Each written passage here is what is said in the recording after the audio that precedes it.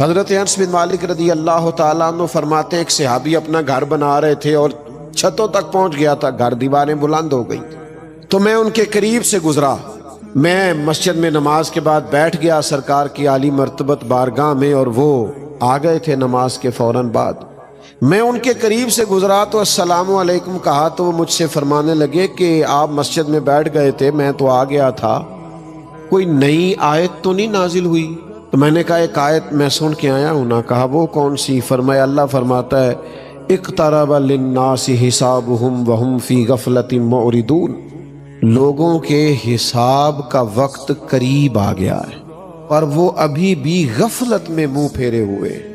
فرماتے میں نے انہیں آیت سنائی اور میں آگے گزر گیا، مجھے پیچھے سے کچھ گرنے کی آواز آئی، میں نے پلٹ کے دیکھا تو وہ دیوار سے چھلانگ لگا کے نیچے آ گئے تھے۔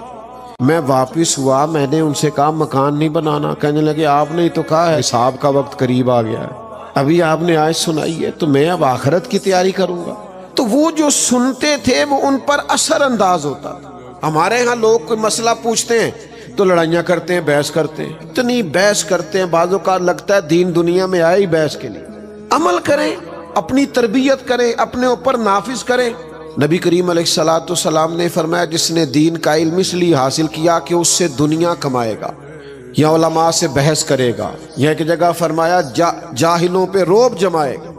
جس نے دین کا علم دنیا کے لیے حاصل کیا، فرمایا اس بندے کو اللہ جنت کی خوشبو بھی عطا نہیں کرے گا۔ یہ تو آپ کو عمل کے لیے حاصل کرنا چاہیے اور آپ کے اندر خاص طلب ہونی چاہیے۔ یہ واعظ و نصیحت سننا، جمعہ پڑھنا، بیان سننا، اس کے لیے خاص طلب اور ذوق طبیعت میں مچلنا چاہیے۔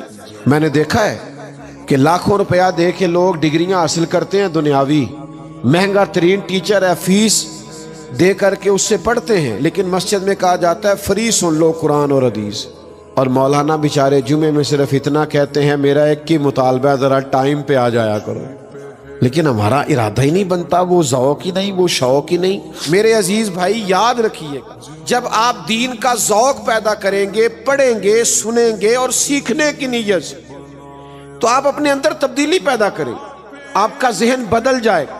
اس لیے کہ جتنا موٹیویٹ کسی کو حضور کی باتیں کر سکتی ہیں نا، دوسری کسی کی کر سکتی نہیں ہے۔